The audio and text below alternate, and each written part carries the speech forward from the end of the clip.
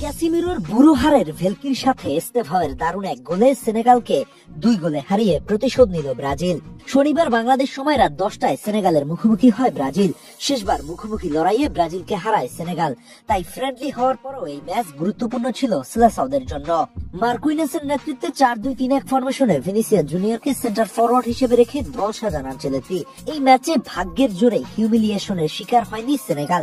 পুরো match roller coaster চালিয়েছে Brazil. সেনেগালকে পুরো ম্যাচে নিঃশ্বাস নেওয়ারও সুযোগ দেয়নি। ভিনি, রদ্রিগো এবং এস্তেভাওয়ের একের পর এক আক্রমণ কখনো ভাগ্যের জোরে তো কখনো কঠিন দৃঢ়তায় ঠেকিয়ে নিজেদের হিউমিলিয়েশনের হাত থেকে বাঁচিয়েছে সেনেগাল।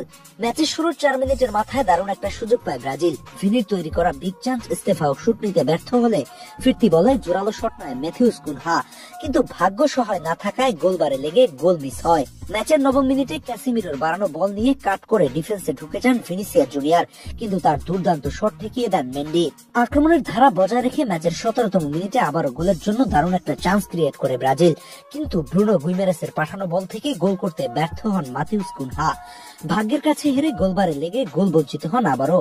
27তম মিনিটে আবারও আক্রমণে যায় ব্রাজিল। ভিনিসিয়াস জুনিয়রের বাড়ানো বলে গোল করার জন্য দারুণ সুযোগ পায় রদ্রিগো, কিন্তু রদ্রিগোর বল ঠেকিয়ে দেন আবারও সেই মেন্ডি।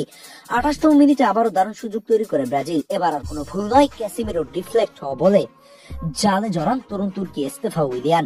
ব্রাজিলের হয়ে শেষ 3 ম্যাচে 3 গোল করলেন উঠতে থাকা এই উইঙ্গার। ম্যাচের 35তম মিনিটে নিজেদের ডি বক্স এরিয়ায় ডেঞ্জার জোনে রদ্রিগোকে ফাউল করে বসেন কুলিবালি। সেট পিস থেকে রদ্রিগোর কিক থেকে পাওয়া বল জালে জড়ান ভেটেরান মিডফিল্ড ক্যাসিমিরো। 46তম মিনিটে ব্রাজিলের বক্সে দারুণ থ্রেট ক্রিয়েট করেন সেনেগাল, কিন্তু এডারসনের দুর্দান্ত সেভে গোল করতে ব্যর্থ হয়।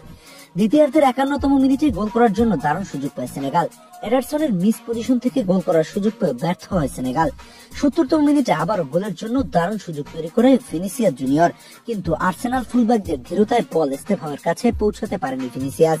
ম্যাচের বাকি সময় আর কোনো গোল না হলে 2 গোলের জয় নিয়ে সন্তুষ্ট থাকতে হয় আনচেলত্তির দলকে। মে মাসে ব্রাজিল দলের দায়িত্ব নেওয়ার পর আনচেলত্তি ব্রাজিলকে শুধু বিশ্বকাপে কোয়ালিফাই করাননি, খুব অল্প সময়ে দারুণ একটা টিম কম্বিনেশনও গড়ে তুলেছেন। আজকের ম্যাচে সেটা স্পষ্ট বোঝা গেছে।